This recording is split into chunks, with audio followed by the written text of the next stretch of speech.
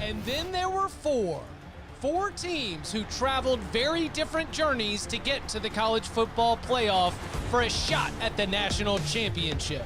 In the Fiesta Bowl, it's the undefeated Michigan Wolverines against the upstart TCU Horned Frogs. And for Jim Harbaugh, it's not only a chance to win his first title as a head coach, but to bring one home to his alma mater for the first time in a quarter century. We're excited for the challenge to advance and to see how we'll stack up in the playoffs. For TCU, being the underdog is nothing new. In fact, it's something they embrace. And if you happen to be holding a ticket before the season kicked off of TCU winning it all, around 230 to 1. And make no mistake, the Horned Frogs are not here to take part, they're here to take over. Our guys, they don't want anything given to them, they want to earn it. In the Peach Bowl, the undefeated Georgia Bulldogs are steamrolling towards being the next dynasty in college football. Even after losing a record amount of talent to the NFL draft from last season's national championship team, they still boast a top 10 defense and a top 10 offense. But it should be an electric matchup, electric atmosphere. It's really what college football is all about. These kids having an opportunity to play in a game like this. As for their opponent, Ohio State will have to pick themselves off the mat after an embarrassing defeat to their arch rivals at the Shoe. It'll be the third playoff appearance in the past 4 seasons for Ryan Day and the Buckeyes, but they'll need to execute at a near-perfect level to knock off the reigning champions. How we got here, at this point, I guess doesn't really matter. Now that we're here, it's time to go play. As 2022 comes to a close, college football immortality awaits. Will the favorites move one step closer towards making history? Or is there perhaps an upset brewing? It's winning time on New Year's Eve.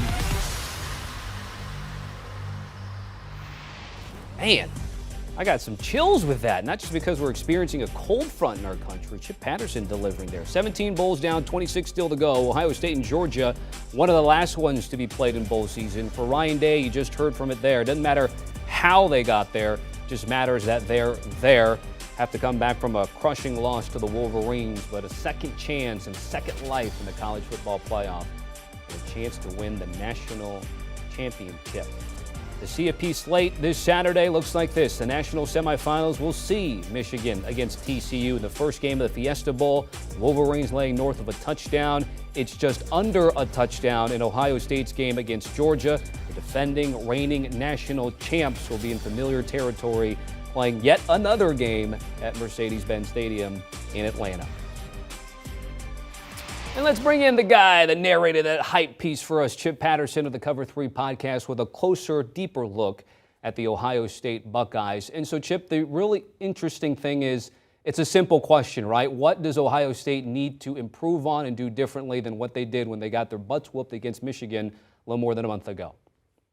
I think for Ryan Day, a lot of it is mental. A lot of it is trying to get your guys refocused on the task at hand, because when you look at the way that game went, there were a few explosive plays for Michigan, just individual missed assignments, wide open touchdown that really made the final score a lot different than the way the game was played on a down-to-down basis. It looked like Michigan absolutely dragged Ohio State, but you take away some of those home runs and you look at the down-to-down competition, and Ohio State was right there in this game. Now, of course, they lost, but that's why I think it's mental, because I think Ohio State is good enough to be able to win a national championship. I think that Ohio State has all the talent on the field, even with the absences of Jackson Smith and Jigba and the absence of Travion Henderson, to be able to go and get this done. And I think that that's why being mentally dialed in for the task at hand and just not allowing any kind of mistakes to pop up is one of the biggest things that needs to happen for the Buckeyes.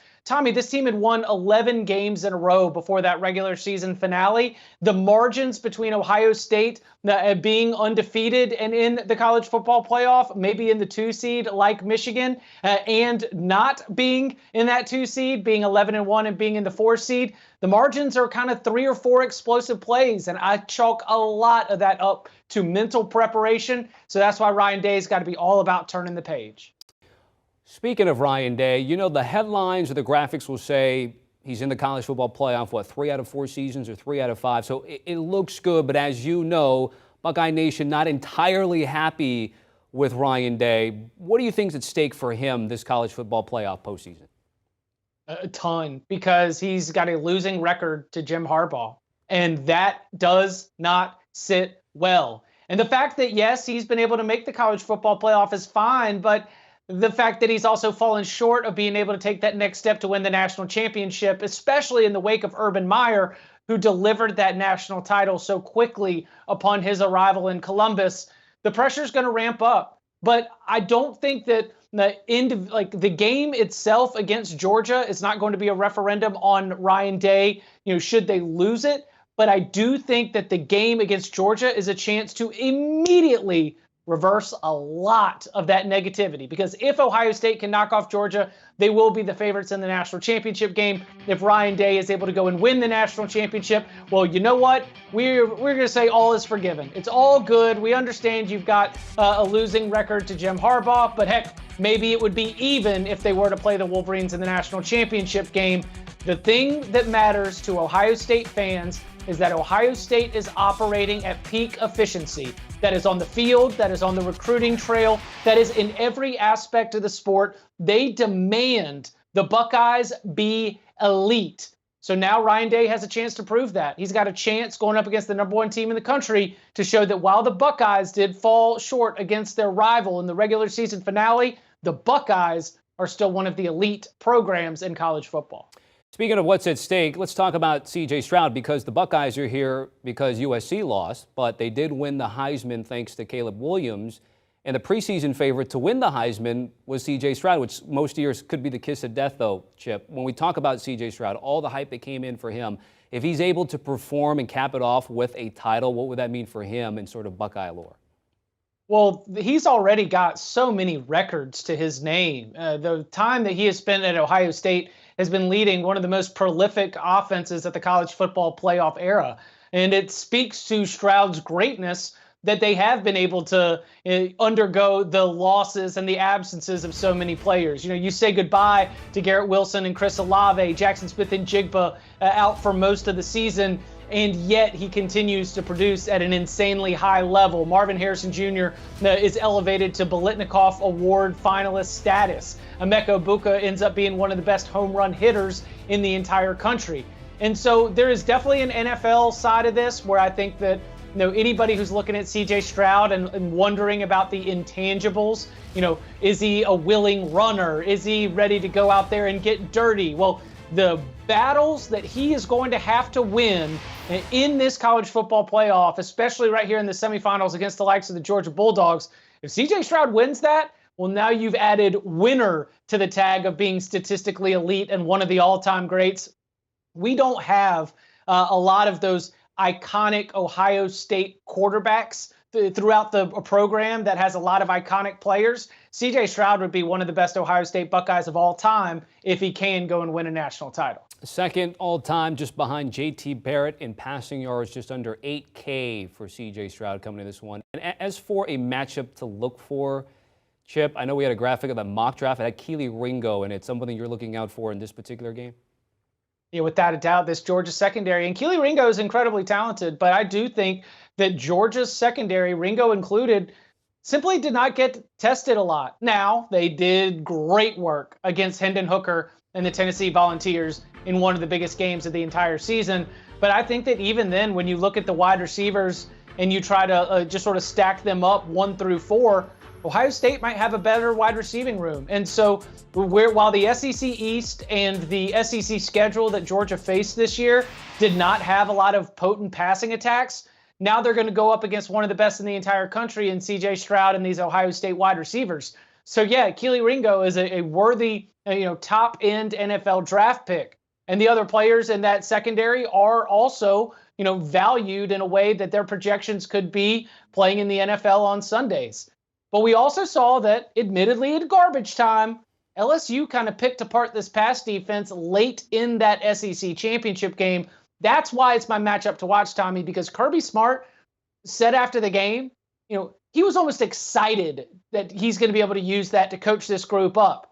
Okay, Kirby, You got DB chops with the best of them. You come from the school of Nick Saban. How did that coaching go? Because now the challenge is going to be much tougher than even that good LSU passing attack. We saw Garrett Nussmeier in that second half of the SEC championship game there in for Jaden Daniels.